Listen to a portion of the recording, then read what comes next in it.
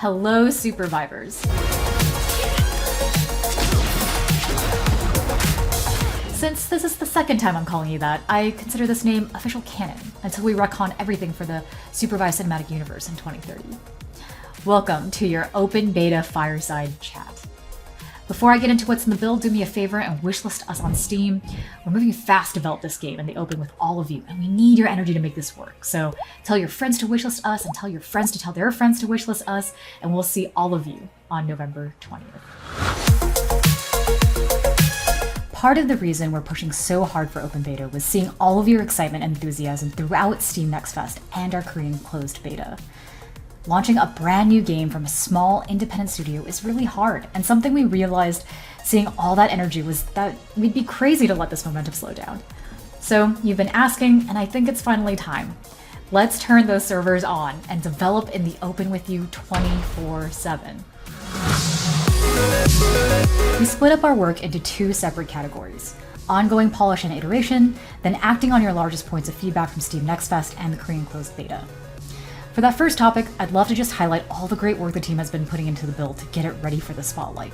Things like a new Jin and updated Shrike model in the game, brand new ability icons. We're continuing to iterate on new level 3 ability upgrades, like Zeph spawning a wind ring when he dashes over the abyss. New equipment evolutions are coming in, new environment art, skybox art, and foliage. Even more polish on our UI, including some chunky health bar damage animations, and an updated game lobby. There's always more polish work to be done, but I hope you can see just how much work goes into getting a game ready for open beta, and we're not even close to done. Moving on to the largest points of feedback we've heard, many of you have called out the dreaded mid-game lull that comes near the end of day one. You're at the level cap, you've got your gear, and now you're spending some amount of time sitting around wondering what to do next. In some ways, we do like the open-endedness of Supervive, where some teams use this opportunity to build elaborate plans or set up for future objectives. But we hear you saying it might be too much time to be alone with your thoughts. So the first change we're making is pretty straightforward, shortening that day one to reduce your early game downtime, as well as making the first drop circle smaller. We're also going to be running some experiments during open beta to add more structure to your early game, like basic quests that give rewards on completion. As a heads up, open beta is the last time we'll reset your inventory, which means whatever you buy from the store will be a permanent purchase moving forward. Speaking of stores, like other parts of the game, our store is still a work in progress as we release more content and store features, but we hope you like the first rotation of skins coming in. If not, don't worry, we've got more coming. Finally, we have new packs for launch that are designed to be super high value for their price. These will be here for a while, so you have plenty of time to play and fall in love with Supervive before buying anything, but just calling them out if you want a good deal. Oh, actually, final note. If free stuff is more your vibe, go take a peek at all of the content you can unlock in both Hunter's Journey and your Hunter's Mastery. We've even made Hunter-exclusive emotes for hitting specific mastery milestones that are super cute. When we go into open beta on Steam, a new feature we'll unlock is your ability to leave reviews.